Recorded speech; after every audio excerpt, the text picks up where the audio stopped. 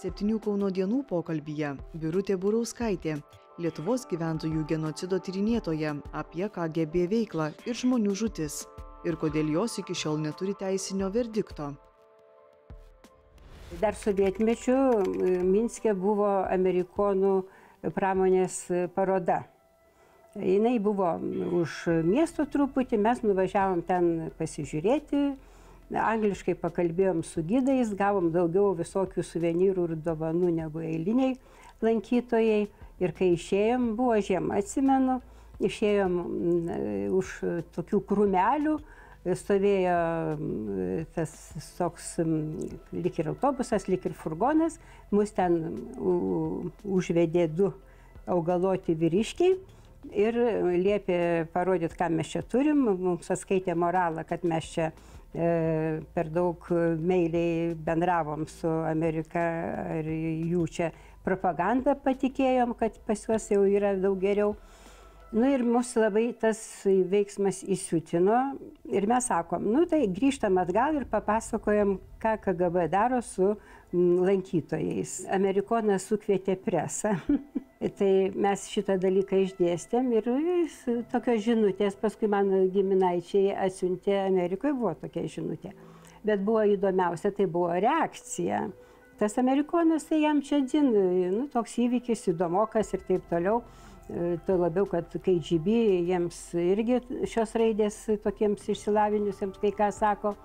Bet tas Baltarusių pusės direktorius, aš maniau, kad jie apopleksija už mus. Jis toks mėlynai raudonas, toks stambokas vyras, mėlynai raudonas pasidarė, net nesugebėjo suregzti normalu nei viena kalba jokio žodžio, nes jis tiesiog pritrenktas buvo mūsų įžulumu.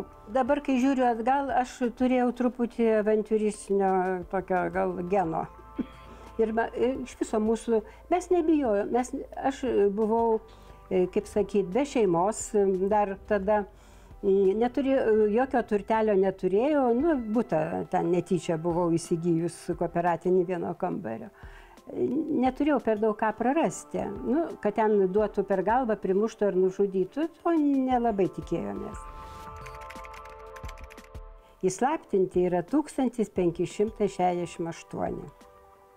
Tie, kurie atėjo prisipažinti, kurie pateikė visą informaciją, kaip jie bendravo, kaip jiems buvo užduotis, kokios buvo duodamos, kaip jie jas atliko ar neatliko ir taip toliau. Paskutiniu metu, Anušausko duomenimis, Sąjūdžio priešaušryje, tai maždaug apie 5000 buvo tokių, kurie daugiau mažiau gal dar buvo aktyvūs. Pagal įstatymą, jeigu žmogus yra įslaptintas, bet jisai nori tapti Seimo nariu, prezidentu ar kažkuo kitu, slaptumas jam nuimamas, jis yra išviešinamas. Nuo ko mes turėtume pradėti, taip kriminalizuodami komunistų partiją, tai gal nuo mūsų prezidento Brazausko. Jisgi buvo centro komiteto pirmininkas, jis buvo didelis bosas Lietuvos komunistų partijoje. Tai su komunistų partija mes negalim taip žaisti, padarydami, kaip darė čekai. Čekai prisivirė savo košės, nes jie iš karto darė ne agentų paiešką ir kažkokį tai įvertinimą, bet komunistų. Įkūrėm tokią rubriką KGB veikla Lietuvoje LT ir ten dėjom visus dokumentus, kurie atspindėtų būtent KGB veiklą Lietuvoje. Aš čia turėčiau pabrėžti, kad čia dažnai yra užmirštama ir, kaip sakant, kaip jūs sakot, nuslėpta. Tai informacija apie KGB rezervo karininkus. Tam įstatyme, kurį mes vadinam liustracijos, arba kitas įstatymas buvo apie KGB etatinių pareigūnų veiklos ribojimą. 10 metų buvo įstatymiškai draudžiama buvusiem KGB etatiniam darbuotojams dirbti įvairiuose, ten visas sąrašas yra strateginėse įstaigose, kur turi būti naudojamas ginklas, Vienu žodžiu, ten, kur galima valstybei pakenkti. Šitas dėja įstatymas, jisai veikia tik 10 metų. Lietuvoje visi, kiek nors dirbę etatinį darbą KGB organizacijoje, yra visiškai dokumentuoti ir ta medžiaga yra apie visus nuo 40 metų KGB srity dirbančių asmenų kortelės yra Lietuvos ypatingajame archyve. Nėra teisinio įvertinimo. Ką aš čia taip savo drįstu priekaištauti mūsų teisėsaugai, kad nebuvo ištirtos šitos neaiškios žūtys, neaiškios kabutėse, aš sakau, teisiniu požiūriu. Ir nėra teisinio verdikto. Josas Zdebskis buvo labai aktyvus kunigas. 2 kartus jis buvo įkalintas dėl vaikų katechizavimo. Sovietmečiu mokyti vaikus prieš pirmąją komuniją katekizmo buvo 2 metai kalėjimo. Ir Zdebskis 2 kartus buvo nuteistas, Pravieniškėse kalėjo. Tarp kitko, 85 ir 6 metais, dar ir 5 buvo dar keli kunigai labai neaiškiom aplinkybėm nužudyti. Ten buvo ir net dėl tų nužudimų buvo iškeltos bylos, tos bylos sufalsifikuotos, kad ten apiplėšimo tikslu buvo vienas kunigas tai labai žiauriai nukankintas, tiesiog atseit, kad jį kankino dėl pinigų, kad plėšikai ten.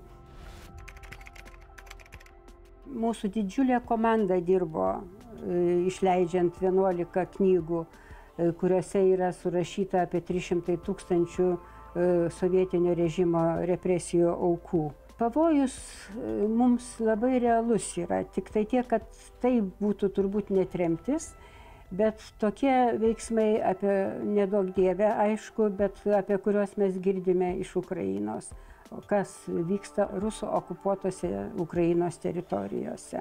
Mums reikia būti atsargiems, protingiems, ryžtingiems ir principingiems. Ir nebūtų įsileidžiama tos 5-osios kolonos, dabar čia Baltarusiai plūsta, nežinia, kuri dalis jų sudaro būtent pagrindą 5-ai kolonai. Ir nebūtų tokių lietuvaičių, kaip, atsiprašau, jūsų meras, kuriam pinigai nekvepia. Vieną iš šeimos išsirenku, kur čia mes ir mūsų šuva šeimos narys. Mano tėvas Juozas Burauskas, turėčiau sakyti pamotė Marija Burauskienė. Ir mes čia su broliu Jonu ir aš. Dinga buvo vilkšunis. Mano pati gražiausia jau vaikystės man šita nuotraukėlė yra. Taip pat su šuniuku.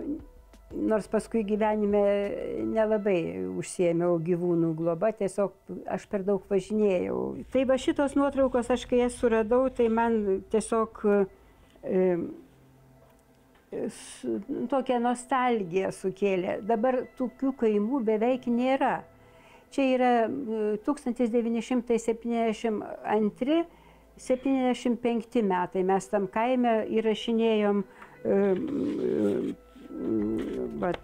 Čia yra momentas, kaip mes įrašinėjom pasakojimus, dainas vietinių to kaimo Ziboliškių.